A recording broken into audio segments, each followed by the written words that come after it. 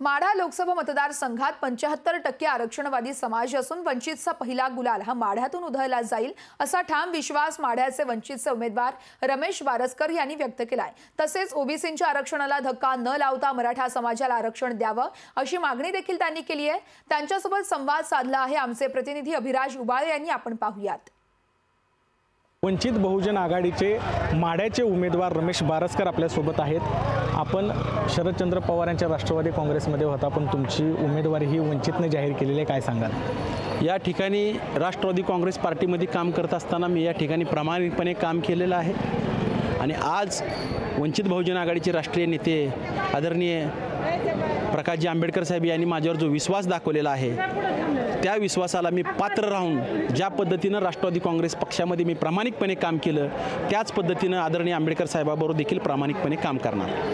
आपण काही दिवसांपूर्वी माढ्यामध्ये ओबीसी मेळावा घेतला होता। सध्या ओबीसी आणि मराठा आरक्षणावरून कुठेतरी संघर्ष पेटतोय, संघर्ष दिसून येतो आणि या काळातच निवडणुकीला आपण उभं राहत आहे, काय गणित असणार? माढा लोकसभा मतदारसंघातला तमाम बहुजन समाज साळी माळी कोळी तेली तांबळी कुष्टी कुंभार सुतार लोहार वंजारी SC NT हा आरक्षणवादी समाज आरक्षणवादीलाच मतदान करतील अशा प्रकारची भूमिका आम्ही या ठिकाणी घेतलेला आहे आणि आरक्षणवादी समाज आरक्षणवाद्यालाच मतदान करेल अशी अपेक्षा आम्हाला आहे। काही दिवसांपूर्वी प्रकाश आंबेडकरांनी मनोज जरांगे पाटलांची भेट घेतली होती। मनोज जरांगे पाटलांनी आपल्या प्रचाराला यावं असं वाटतं का?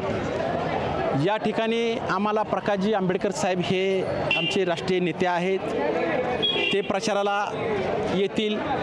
दुसरे आमचे वंचित बहुजन आघाडीचे युवा नेते आहेत ते येतील आणि ओबीसी समाजातील वेगवेगळ्या राज्यामधल्या आघाडीचं नेतृत्व करणार आहेत ते प्रचाराला येतील आणि ते प्रचाराला आल्यानंतर यामध्ये माढ्यामध्ये नक्कीच परिवर्तन होईल आम्हाला असं वाटतं। माढ्याचा गुलाल हा वंचित बहुजन आघाडीत उधळेल असा ठाम विश्वास रमेश बारसकर यांनी व्यक्त केला आहे। अभिराज उबाळे, लोकशाही मराठी, पंढरपूर। लोकशाही मराठी ऐका, पहा, जागरूक रहा।